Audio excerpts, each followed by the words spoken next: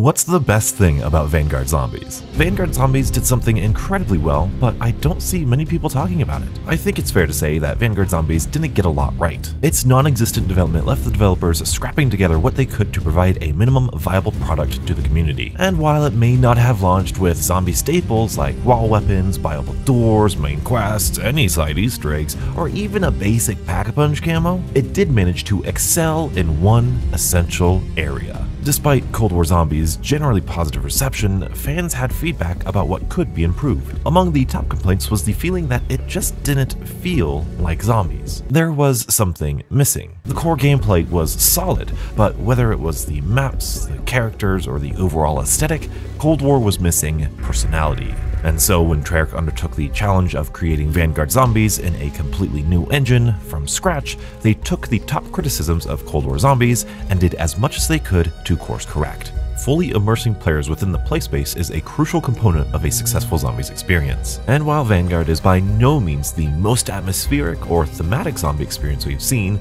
in fact, most other zombie titles have done it better, I believe the best thing about Vanguard Zombies is its beautifully refreshing art style. Treyarch leaned heavily into this demonic occult design for anything and everything zombies. Here, take a look at this. Instead of grounded, realistic soda machines, perk fountains are carved from stone with demonic imagery and overflowing with vibrant blood. The Altar of Covenants is imbued with skeletons. Its eyes glow violently to match the rarity of the Covenants. The Tome of Rituals is composed of corpses' hands, presenting the book to any player who comes by. Instead of a generic science fiction looking device, field upgrades are ancient artifacts with vibrant crystals and markings that are illuminated by the gods that are bound to them. The gods themselves may not actually have any in-game models, but their pictures look pretty cool, and their voice acting and sound effects enrich the atmosphere. They were easily the most hyped part of the trailer as well.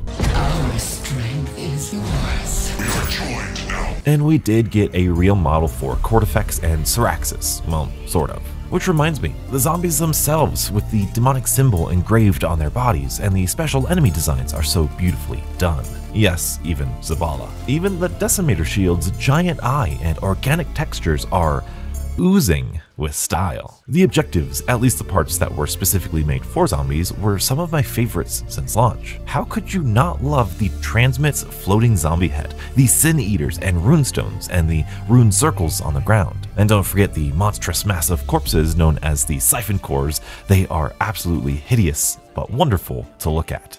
More than just the individual assets though, the overall tone and mood of the actual playspaces are really enjoyable to be in. Even the simple change to Red Star, making it night with an eclipse taking place, and the ominous red border locking in our team, does wonders at immersing players within this new universe. And I noticed that Treyarch actively tried to pick maps that fit the tone of what they were going for. Hotel Royale, Shinonuma, and that windmill map all take place at night in an eerie atmosphere. Even the staircase map from Terra Maldicta has this off-putting feeling to it. Then we move on to Shinonuma's full experience, which is possibly the best Shinonuma has ever looked and arguably ever played. The fog that rolls in during special rounds, the pitch black night, the zombies outside the map subtly staring at you from behind trees.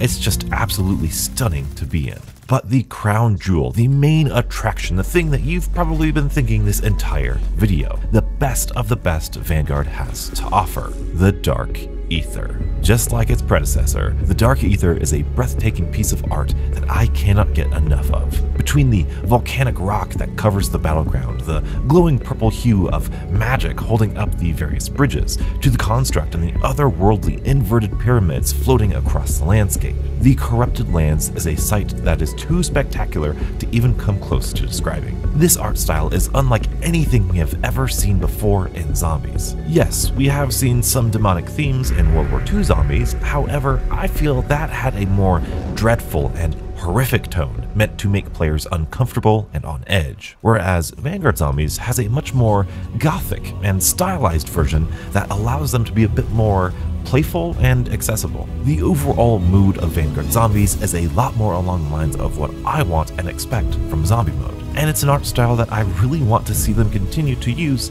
in the future. After going back and playing Cold War, I realized just how cool Vanguard's art style really is. Unfortunately, I also realized something not so cool about Cold War. It's subtle, but it's made a big difference in how I think about Cold War Zombies. To see what it is, check out this video, and stay beautiful.